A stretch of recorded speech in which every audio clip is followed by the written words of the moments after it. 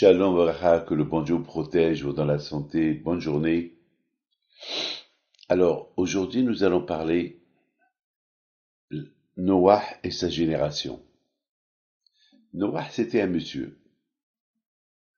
qui était tzaddik. Et à son époque, malheureusement, le monde était affamé à faire ce qu'ils veulent. C'était un monde perdu.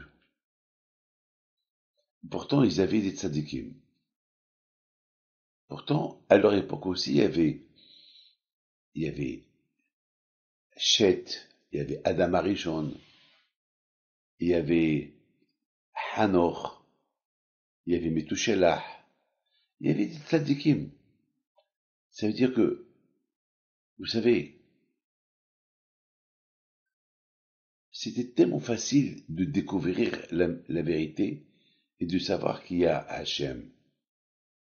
Ils voyaient que chacun il a son père et sa mère. Ils arrivent à Adam et Hava, ils n'ont pas de père, ils n'ont pas de mère, ils n'ont pas de beau-père, pas de belle-mère. Ils sont seuls. Donc, qui les a créés? D'où ils sont venus? Il y a Dieu. Voilà, voilà. Ils n'avaient pas grand-chose à chercher. Et eux, ils n'ont pas voulu ni chercher, ils voulaient vivre comme des animaux. Alors Hachem, à un moment donné, il a tout détruit. Il a détruit le monde, et il a reconstruit le monde avec Noah. Maintenant, la question se pose, comment Noah, il a pu résister, seul, face à tout le monde? Ben, la réponse, elle est simple. Si on veut, on peut. Si on veut être un bonhomme, on peut être un bonhomme. On veut être un mauvais, on peut être un mauvais. C'est vrai, il y a ce qu'on appelle l'influence. L'influence, elle peut détruire la personne, mais pas lorsqu'on est convaincu. Lorsqu'on est convaincu qu'il y a Dieu, donc il y a rien à voir, il n'y a rien à craindre. C'est vrai, aujourd'hui tout le monde travaille, nos femmes ils travaillent à gauche, à droite. Il y a ce qu'on appelle la confiance. Imaginez-vous que chacun il va commencer à, à avoir des suspicions sur sa femme, ou les femmes ils vont commencer à avoir des suspicions sur leur mari, qu'est-ce qu'ils font? Eh ben, c'est l'infini, c'est la fin du monde. Il y a ce qu'on appelle la confiance. On se marie parce qu'on s'aime. Elle me fait confiance, je lui fais confiance. Je rentre à la maison. Quelle garantie j'ai que ma femme, elle m'a donné du manger cachère? Qui me dit? Ah, je lui fais confiance. C'est ma femme. Elle sait que on est marié avec la confiance. Si on commence à, à suspecter chacun, il n'y a pas de vie. On ne peut pas vivre dans le doute. Je sais que ma femme, elle m'aime, je l'aime, je sais que je suis religieux, elle est religieuse. Ça y est. Est-ce que un homme que sa femme lui dit, ça y est, j'étais au mikvé, je suis propre. Est-ce qu'il va commencer à lui dire, à faire le détective, quel mikvé tu as été, prouve-moi que tu es au mikvé, je vais aller demander la balanite. Non, il fait confiance à sa femme. On vit dans la confiance.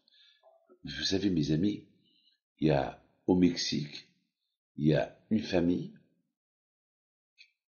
qui habitait très loin. Elle devait prendre l'hélicoptère, la femme, pour aller faire son mikvé. Elle devait prendre l'hélicoptère. Son mari lui faisait confiance. Vous imaginez qu'un jour son mari lui dit, à quelle heure tu es parti, à quelle heure tu es venu? Non. Et pourtant c'est un sacrifice de prendre l'hélicoptère pour aller au mikvé. Mes amis, c'est vrai, l'influence elle est importante. Le rabbin il dit, selon l'endroit où on habite, on est influencé. On est dans un bon endroit, on est bien influencé.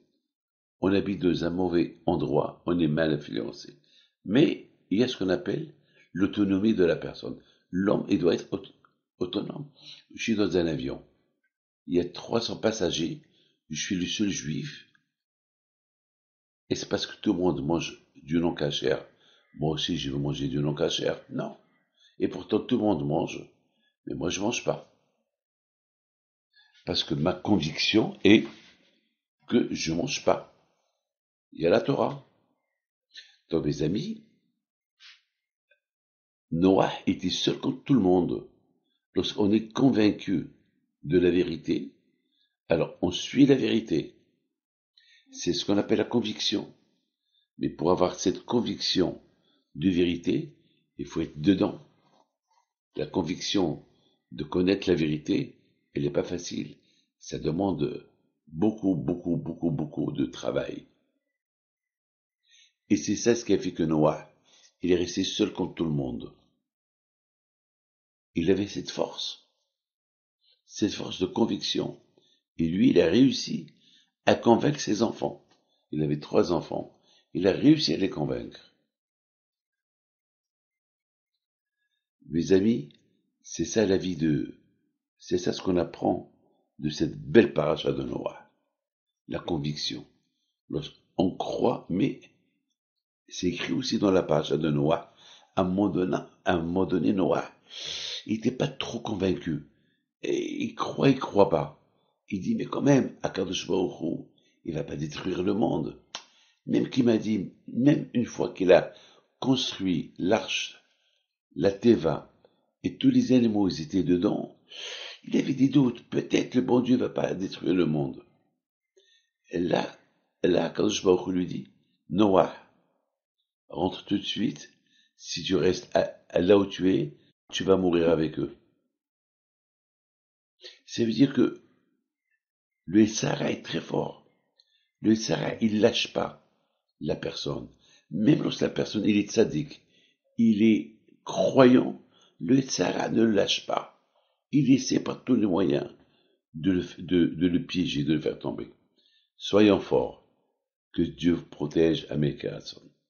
Et que le mérite de Behim Pito soit avec vous et diffusez ces cours autour de vous. Merci.